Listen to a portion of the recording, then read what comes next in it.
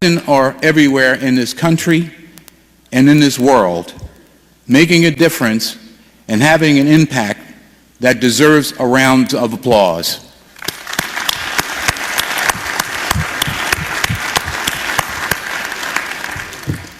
Howard is the only HBCU ranked in the top 100 best colleges category by U.S. News and World Report.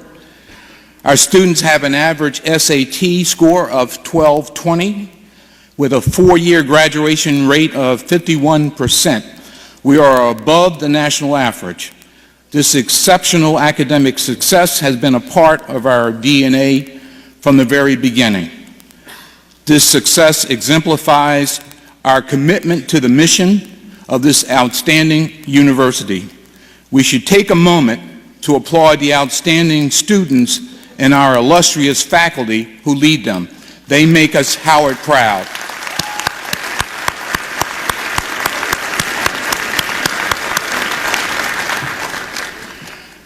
Recently, the university released its strategic plan, Howard Forward. The plan is bold and contemporary. It lays out the vision for Howard for the next 5 years and beyond, and it outlines how we will get there. And this was developed by faculty, staff, students, and input from alumni. Howard Forward is the roadmap to achieving the next chapter of excellence for Howard. And I applaud President Frederick and his leadership team for this important body of work that will move Howard forward.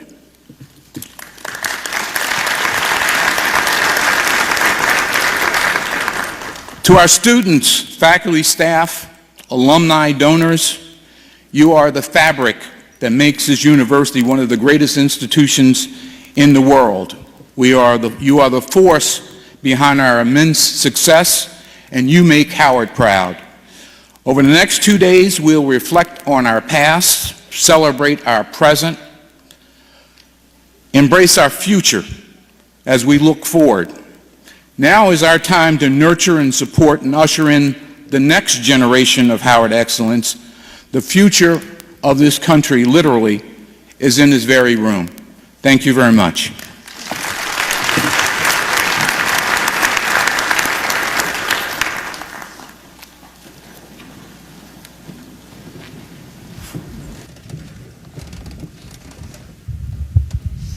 The Howard University Choir with Orchestra will perform Michael Tippett Arrangement, A Child of Our Time, Deep River, Dr. Eric Poole conducting.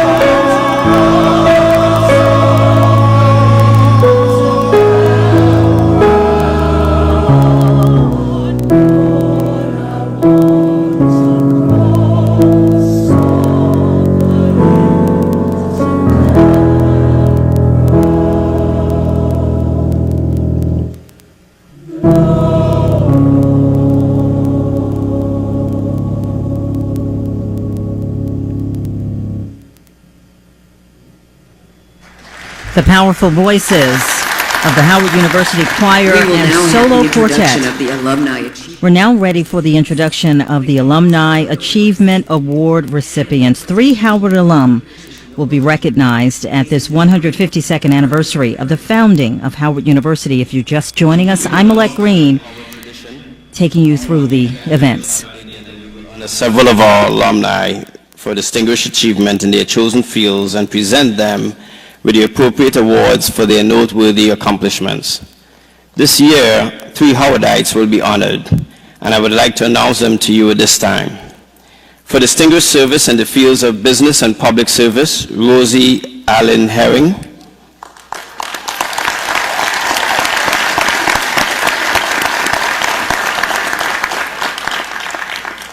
And I see that you brought your Sea of Red with you. For distinguished service in the field of communications, Laurie George Billingsley.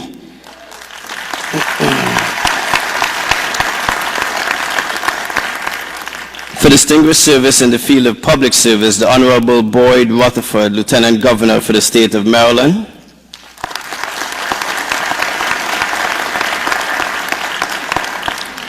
In addition, the Charter Day will be an opportunity to honor a long-standing employee with the Capstone Award for Distinguished Service to Howard University and its community.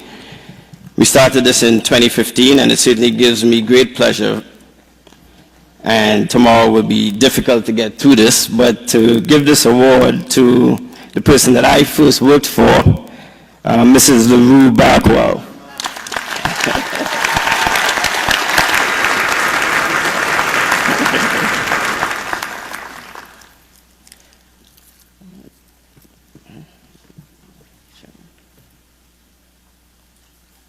Keep this for you right here.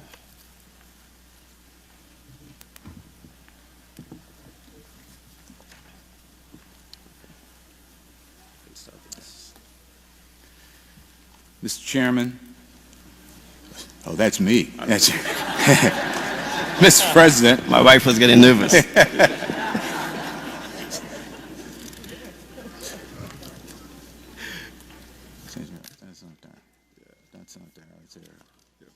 Charles King, a distinguished media CEO out in Hollywood, where he resides. He is an alum of Howard. Charles D. King, Esquire, masterful multimedia mogul, entrepreneur extraordinaire, genius visionary, humble humanitarian. You employ expert intellect, imagination, and integrity to propel you forward to groundbreaking achievements in film, television, digital mediums, and branding. Now as founder and chief operating officer of Macro, the innovative company you created in 2015 to present the voices and perspectives of people of color across all entertainment platforms in our multicultural society and globally. You set out to change the industry and society as a whole by investing in human stories that do not fit the Hollywood formula and are valuable beyond the dollar mark. Stories that the mainstream industry deemed too risky or ones that were thought would not garner a large enough audience.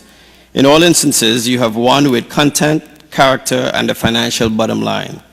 You are the undisputed champion of the 21st century changemakers in the field of entertainment to date. At the helm of Macro, you excel in your role as an industry influencer who shapes creativity and production, plus understands the multiple disciplines and sectors necessary for growth, including Wall Street, technology companies, and branding. The trinity of films that helped launch Macro to broad acclaim are Fences. The adaptation of the August Wilson play garnered 4 Academy Award nominations with Denzel Washington and Viola Davis, who won Best Supporting Actress. Dee Reeves' Mudbound with Mary J. Blige was the highest sale at the 2017 Sundance Film Festival and nominated for 4 Oscars. And Roman Israel, also starring Denzel Washington with an Oscar nomination. The Boots Riley film, Sorry to Bother You, is your most recent success.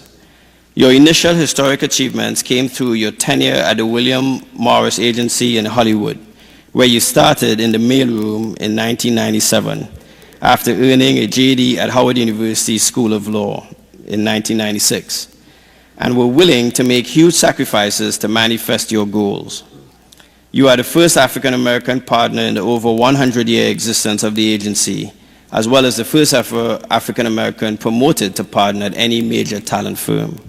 One of your most rewarding benefits has been your working with a plethora of incredible filmmakers and artists and seeing the trajectory of each of their careers and growth over the years. Some of these exceptional artists include Tyler Perry, Tim Story, Barbershop, Greg Brewer, Hustle and Flow, Lee Daniels, Terrence Howard, Michael Early, Ryan Coogler, Oprah Winfrey. I'm going to get out of bed naming these folks. And that's just to name a few. Renowned entertainment lawyer Louis West, whom you met while still in law school, recently said, "Charles' accomplishments as an agent are legendary. At Macro, his accomplishments will prove to be monumental." So your astute business acumen and creative approach to leadership are further fueled by your phenomenal insight, instincts, and accurate pulse on the threshold of the hip-hop culture and lifestyle that continues to shape the global entertainment industry and society. So my students who were at Sundance Festival, thank you for getting them into all the hottest parties, and it is a clear description of your instincts and your insights. Revered in the industry, you are an in-demand speaker, the recipient of numerous awards and commendations, and frequently profiled in and interviewed by all the top media outlets. Charles D. King, preeminent global media mogul, innovative entrepreneur, and beloved son of alma mater, your magnificent intellect, unwavering passion, and ingenious achievements and career have established you as a supreme servant leader in the entertainment industry and society at large. You are an exemplar of all that the Capstone founders envisioned, and you epitomize our cherished core values of truth and service. So it is with utmost respect and affection that we honor you on the historic occasion of our 152nd Charter Day convocation as orator by conferring upon you the degree Doctor of Humane Letters, honoris causa. Congratulations.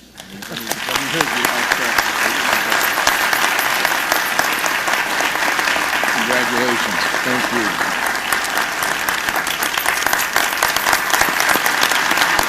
Thank you.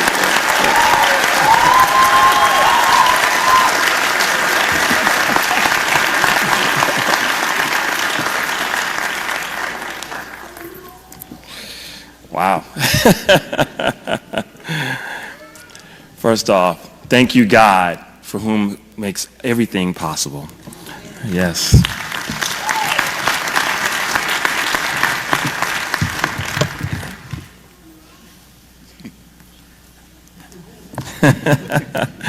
Thank you, Dr. Frederick, the Howard Board of Trustees, Dr. Mobley, the fellow distinguished alumni, Rosie Allen Herring, Lori George Billingsley, Lieutenant Governor Rutherford, and LaRue Barkwell. The incomparable Felicia Rashad, thank you.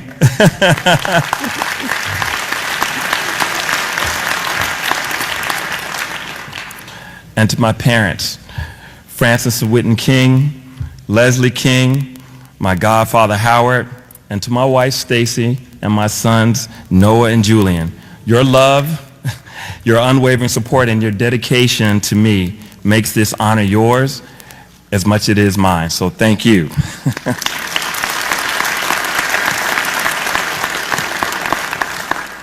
I stand here today completely overwhelmed and with a full heart.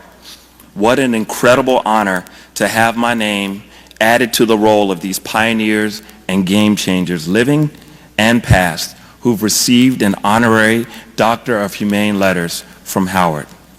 From the first honorary degree conferred to Dr. Alexander T. Augusta in 1869, a full century before my birth.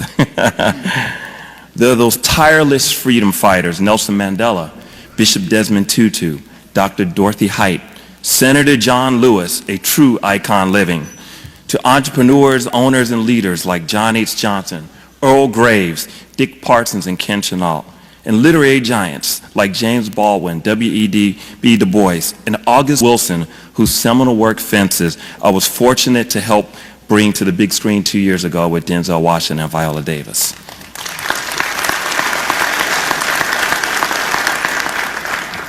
The entertainment industry groundbreakers, Ossie Davis and Ruby Dee, Kathy Hughes and Miss Cicely Tyson.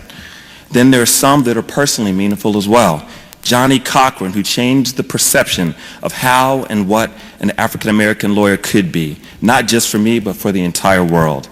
And Reginald Lewis, whose book, Why Should White Guys Have All the Fun, served as a North Star, a roadmap, and a blueprint for budding African-American entrepreneurs like me, and both of whom happen to be members of my fraternity, Kappa Alpha Psi. Can anyone say yo-yo?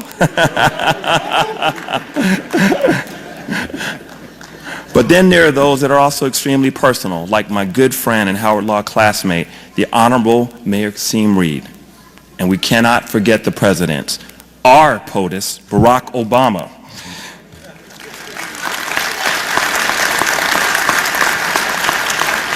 As well as a president in the making, Honorable Kamala Harris, and a president closer to our home, our very own Dr. Frederick.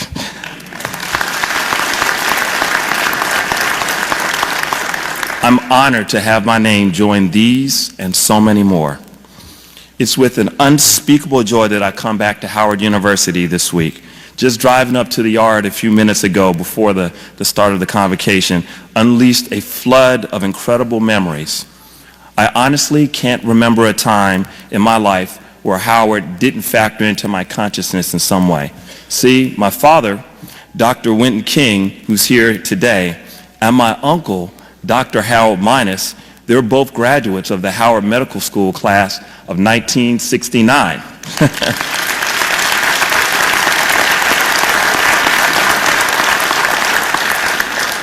And yes, my pops made a move on his classmate's sister, so here I am. So, I recall hearing the stories about their time here during the many visits we would make to DC when I was a child. I only knew of Howard as a warm and safe refuge that enveloped you with love, but also pushed you to be better, demand more, expect more from yourself and others around you. My professors here had a vested interest in our success, and to let them down carried the same disappointment as it would a family member. Luckily, I was prepared for that high level of expectation. I knew it very well. See, I grew up in a household where discourse and engagement in the world around us was expected. Actually, it was required. Mine was a family of activists, militants. What's up, Mom? How you doing? And my Uncle Joe, and then to my grandmother, who was a real OG. They were unapologetically black and woke before it was a catchphrase on a t-shirt.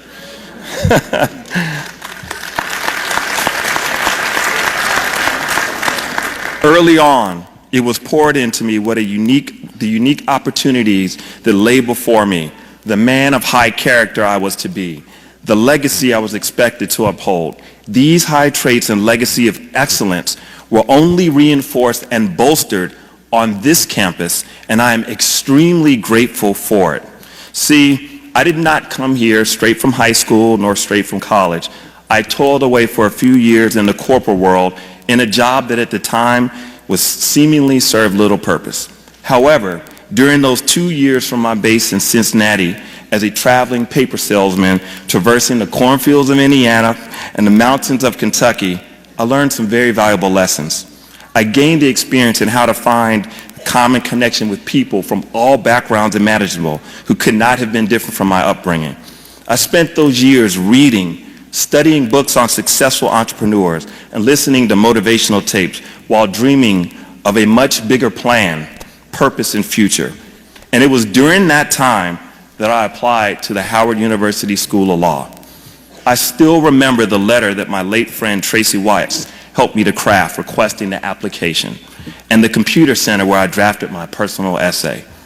To say that being accepted to Howard Law and then moving to Chocolate City and matriculating to the school was what I needed doesn't come close to describing all that this institution gave me. My time at Howard underscored the sense of pride, belonging, and the sense of purpose that was planted in me from my earliest memory. I carried that with me from the moment I stepped onto this campus in 1993 until my graduation in '96 and throughout my entire career ever since. And even though I've enjoyed a fruitful career in Hollywood, entertainment was not what solely brought me here. See, I came to Howard with an interest in both civil rights as well as entertainment. And part of my story, as is true for far too many of our young black and brown men, involved repeated harassment from law enforcement and one specific encounter with a police officer when I was 19. Fortunately, I had every advantage that a young black man could have. I had a great education, as well as involved parents with resources. I had the confidence in myself and the knowledge of how to counter their aggression, which fortunately kept me and my friend who was with me safe. However, it was that experience of being on the receiving end of racial profiling, harassment, and police misconduct that never left me. That incident opened my eyes to the tremendous flaws in our legal system and the lack of adequate legal representation for so many in our communities. That incident led me to work in television commercials and print ads while I was in college to actually pay for the legal fees. And it was during that time that someone said, given that I was studying political science, had I ever considered a career in entertainment law? And so, growing up in Decatur, Georgia, I had no idea what an entertainment lawyer did. But I immediately thought of the image of this character played by Blair Underwood on LA Law. There are people that know about this show. See, fighting that bogus case and subsequently filing a civil lawsuit against those parties not only sparked my interest in civil justice and law, it at the same time exposed me to career opportunities in entertainment that I had never imagined. So on that day, when that police officer tried to bury me, what he didn't realize was that I was a seed that would one day grow and spawn more trees and ultimately a forest. All right, so my plan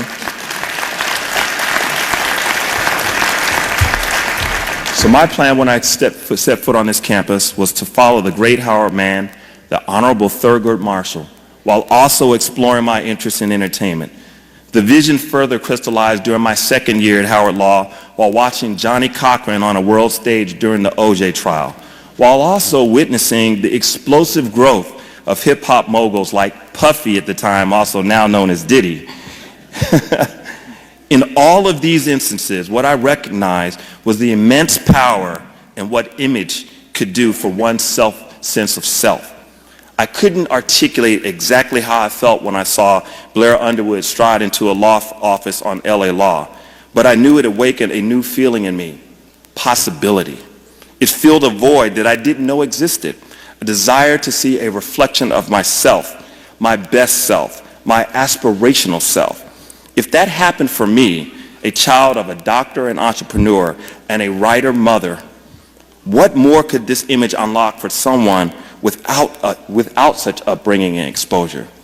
See, these two are inextricably linked. After all, what is at the core of civil rights? Why did those freedom fighters allow themselves to be beaten, mocked, ridiculed, and jailed? I believe they were fighting for visibility, a demand that our existence be recognized, that our full personhood be acknowledged.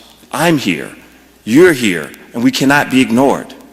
And even though the right to vote has been won, well, at least for now, disenfranchising certain groups has always been about more than denying an entry into a voting booth. It's about silencing a voice. It's illegal to force someone to the back of the bus or to the balcony of a movie theater. But when those same screens show a distorted or stereotypical image of people of color and then export those images around the world, it reduces us to less than, or even worse, it tries to reduce us to nothing at all. And so I found my calling, and I spent the rest of my time here at Howard making this connection between civil rights and entertainment and pursuing this goal. There were incredible professors like Sherman Rogers and Spencer Boyer who encouraged and supported my entrepreneurial spirit. There were fellow classmates, friends, and fraternity brothers like James Stovall, Adrian Fenty, Marcus Jackson, Martin Blackwell, Ivan Spicer, Charmone Scott, and Kim Knowles, and many others who lifted me up during those years. And so upon graduation, I had a 10-year plan, and that was to one day to be at the helm of a diversified media and entertainment company that would lift our culture up and move it forward. And as my wife Stacy can attest, during my time I was here at Howard, I had this trifold business card with 4 different company logos. And this was literally a vision that I had back and talked about it back during our second date in the summer of '95. So when I graduated, I journeyed to Hollywood without a car, without a job, without a computer. And I packed up a U-Haul truck with my 6 figures in student loans. And I set out for Hollywood. I was blessed to land in the William Morris mailroom 6 weeks later. 2.5 years later, I was the first African American to go from mailroom to film and television agent in the history of the agency, 101 years.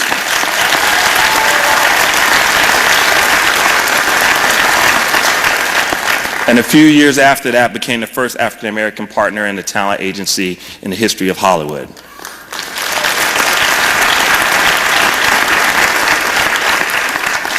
During my 15 plus years at William Morris and William Morris Endeavor, I had the great fortune of representing and working with some of the world's most talented artists and icons, as well as helped to launch the careers of the future legends of tomorrow.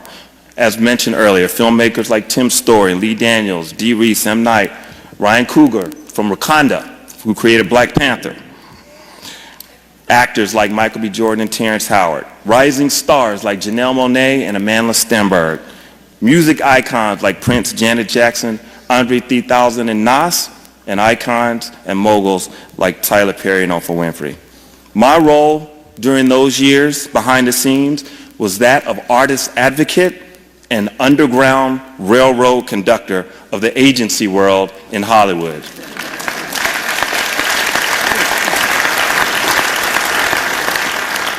I kicked in doors. I crafted new business models and found opportunities for hundreds of artists that wouldn't have necessarily been represented in quite the same way. However, as originally dreamed during my 10-year plan when I graduated, there was always a bigger plan and purpose.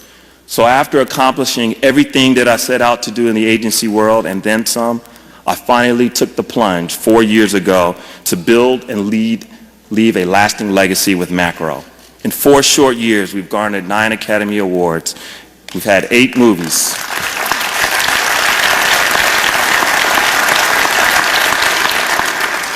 You'll see later on this year and the top of next year 4 of our television shows on streaming platforms and premium cable networks. But most importantly, when we launched Macro, we were a market mover in Hollywood to create a new paradigm shift of ownership of our content and how we're portrayed on screens, large and small. See, civil rights is still at the center of why I do what I do. The fight continues. The fight for visibility and recognition. To have our stories told authentically and to not have someone else tell our stories for us. We must own our stories and must own our images. Shout out to the global success of Black Panther and the beauty of the Academy Awards. and a renaissance boom of amazing young storytellers like Donald Glover and Issa Rae and Lena Waithe and others. However, there is still much, much more work to do, as we are completely underrepresented in the ownership of the media companies and those who control them at almost every level. I do this for the nameless, faceless young people of color around the globe, and for the mainstream audiences globally that need to understand the beauty and the nuance and the excellence of our culture and our stories. See, my story is not unique, especially for the students that are out there and the future students over there as well.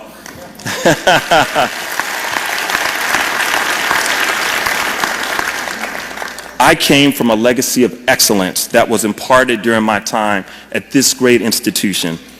Anything in life that your mind can dream and perceive, just like me, you can achieve. When anyone, whether it's a hater, a family member, or a corrupt police officer, tries to bury you, remember your true greatness and know that you are a seed. Take that adversity and animosity, then channel it to embolden your dream, strengthen your resolve, which will make you stronger and plant roots, and you will grow. Always listen to your heart. Follow your dreams. Have faith. Be authentic. Work with purpose. And never, ever, ever give up. And then be ready to fulfill your greatness that has been implanted in you during your time here at Howard. And the moment that opportunity meets preparedness, you better bust through that door. And when you succeed, make sure that you pay it forward. Help to spawn new trees and continue to add to the robust forest and the legacy that is Howard University. Everyone, thank you for having me today. God bless HU.